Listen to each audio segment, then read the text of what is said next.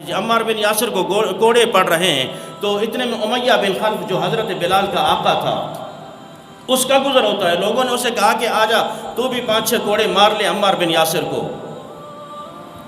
امیہ بن خلف آگے بڑھا, اس نے کوڑا ہاتھ میں پکڑا, موٹی جسامت, موٹا. تو جیسے ہی 4-5 اس نے کوڑے لگائے حضرت عمار بن یاسر کو تو وہ فوراً تھک گیا. اس نے کہا کہ اے بلال آگے آ, یہ پکڑ کوڑا اور تو بھی عمار بن یاسر کو مار. اب بلال کا دل کیسے مانے کہ عمار بن یاسر کو کوڑے لگائے؟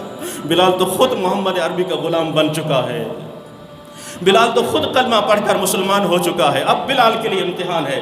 امیہ نے ایک ہاتھ میں کوڑا پکڑا دیا اور کہا کہ اب تیری باری ہے, تو نے مارنا ہے عمار بن یاسر کو. حضرت بلال نے کوڑا پکڑا ہاتھ میں اور حضرت عمار بن یاسر رضی اللہ تعالیٰ عنہ کے قریب ہوتے ہیں.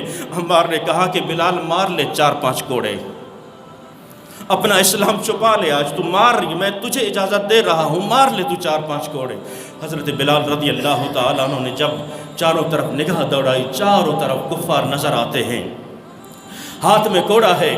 اب عشق کہتا ہے کہ خبردار بلال, یہ بھی محمد عربی کا غلام ہے, لیکن عقل کہتی ہے کہ اگر آج تو کوڑے نہیں مارتا تو ظاہر ہو جاتا ہے کہ تو مسلمان ہو چکا ہے, اور اس کے بعد جو تجھ پر ظلم و ستم ہوں گے اس کی کوئی انتہا نہیں ہوگی. اس لیے کوڑے مار لے, بچا لے اپنے آپ کو. لیکن عشق فیصلہ خود کر گیا, عشق فیصلہ خود کر گیا.